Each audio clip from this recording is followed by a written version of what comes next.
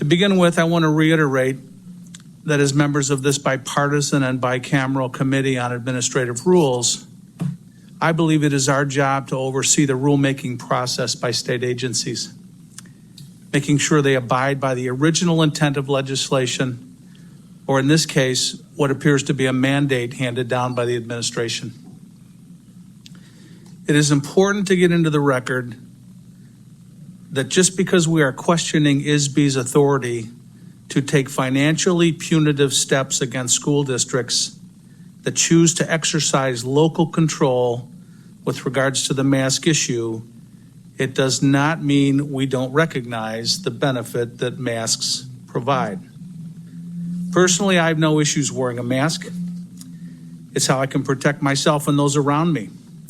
I was also vaccinated as soon as the vaccine was readily available to my age group, and I have encouraged others to also get vaccinated, as it is evidenced by 2 vaccine clinics I hosted in my district in partnership with the Illinois Department of Health.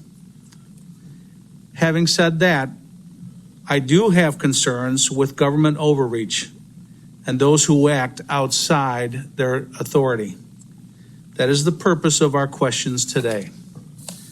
As one member of JCAR, it is incumbent upon all of us to ask questions to ensure government is acting within its authority and in line with state statute. The focus of our questioning today centers around this primary issue.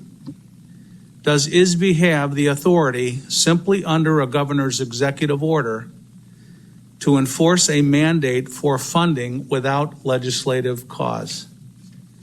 And does the heavy hand of state government have the legislative authority to dictate rules or regulations for private schools? Specifically, under what authority does ISB believe they have the ability to restrict funding to school districts that choose not to abide by the mask mandate? I would like to see the statute that grants ISB this authority. To the best of my knowledge, I don't believe that authority exists. When a House representative files legislation after the fact that does give ISB that authority, in my view, it is a veiled admission that perhaps ISB had stepped beyond its authority. And by the way, I find it very interesting that the bill was filed, yet not heard or voted on, even though the House was in session last week and could have very well considered this legislation.